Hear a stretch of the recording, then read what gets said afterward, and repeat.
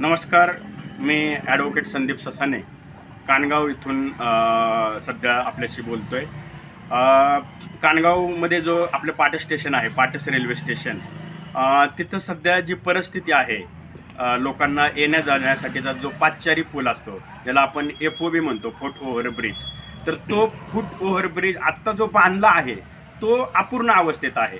म्हणजे पाटसच्या बाजूने येण्यासाठी लोकांना सुविधा आहेत, त्यांना येता येते. पण कानगावकडून जी येणारी मंडळी आहेत, कानगावकडून जे प्रवासी आहेत, मांडवण असेल, कानगाव असेल, तांदळी असेल, इकडं बाबुळसर असेल, पिंपळसुटी असेल, ह्या अनेक गावांवरून, गणेगाव असेल, अनेक जवळजवळ हजारो प्रवासी, विद्यार्थी, वृद्ध, महिला, शेतकरी, कामगार, मजूर दररोज ह्या बाजूने सुद्धा पुण्याला ये जा करत असतात.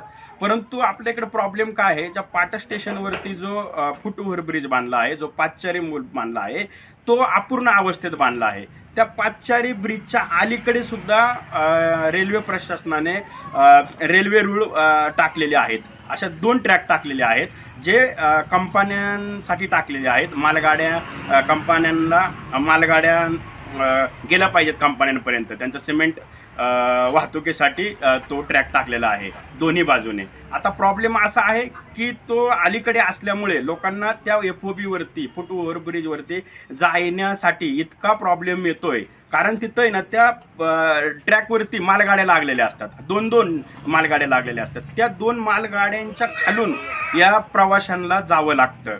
म्हणजे कधी कधी काय होतं की ही म्हातारी माणसं असतात की जे रेल्वेच्या खालनं जातात मालगाडीच्या, आणि कधी कधी अचानकच मालगाडी चालू होते. आणि असं अनेक वेळा घडलं आहे. त्यांना मी स्वतःसुद्धा त्या ट्रॅकवरती पडलेलो आहे जोरामध्ये, मी स्वतः ट्रीटमेंट घेतलेले आहे. अशा अनेक, म्हणजे इतका भयानक त्रास आहे सगळ्यांना, अनेक विद्यार्थ्यांना, अनेक तरुणांना, अनेक म्हाताऱ्या माणसांना, सगळेजण, म्हणजे सगळ्यांची तक्रार आहे याबाबत.